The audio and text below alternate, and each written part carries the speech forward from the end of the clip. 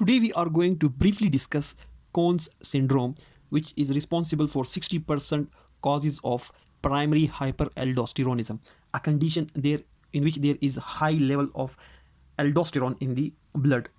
Basically, we are discussing these topics, the Addison's disease and Conn syndrome, in relation to the importance of aldosterone in controlling the body fluids and urine formation.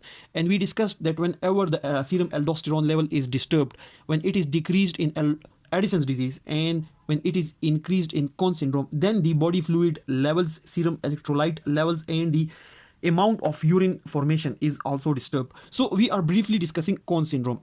So Conn syndrome is a condition in which there is a high level of aldosterone in the blood, and there are a lot of other conditions in which hyperaldosteronism occurs, and Conn syndrome is responsible for 60% of those conditions. Now, hyperplasia of cells can also lead to a high level of aldosterone in the blood. Now, in Conn syndrome, on history and examination, the patients mostly have hypertension, they are hypertensive, and they may have low blood potassium level. When aldosterone level increases, the serum potassium level decreases. But this hypokalemia, the low level of potassium, it may frequently not be present. It may not be present. Sometimes it is present, but frequently it may not be present. And hypokalemia is defined as serum potassium level less than 3.5 millimole per liter. Now, on history, the patient mostly complain of a muscle weakness, nocturia or increased frequency of urine at night time, and tetany. Due to electrolyte imbalance, contraction of muscles can occur, which can lead to tetany. Investigations which can confirm the Conn syndrome or hyperaldosteronism include a serum plasma includes plasma aldosterone and renin levels and their ratio. So we can calculate the plasma aldosterone and renin ratio, and in this ratio, the plasma aldosterone will be very much high as compared to the plasma renin level. So the ratio will be increased. The ratio will be increased, or the aldosterone renin ratio will be increased due to increase in aldosterone levels. The second thing is that there is high blood aldosterone level, and the level of aldosterone is not suppressed with 0.9% saline.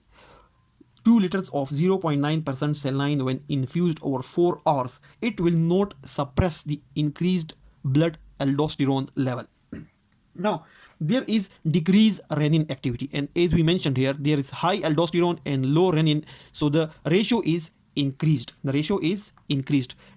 High aldosterone, decreased suppression or no suppression of aldosterone with normal saline, and low renin, and then there is low serum potassium level. Finally, there may be increased loss of potassium in urine, and the loss may be more than 30 millimole per day. And to confirm Conn syndrome radiologically, mostly CT scan or MRI of the abdomen is used. Now, this is general information about the Conn syndrome, the history and examination and the investigation findings of the Conn syndrome. How to treat it? So if there is a tumor, it can be resected surgically. So one treatment option is the surgical removal of the tumor, and spironolactone used 100 to 400 milligram per day may also be used to control the symptoms. And finally, if spironolactone cannot be used, then eplerenone can also be used. And these two drugs, they will be able to control the blood pressure and other signs, symptoms of the Conn syndrome. So that's a brief discussion about the Conn syndrome. Thanks a lot for watching the video.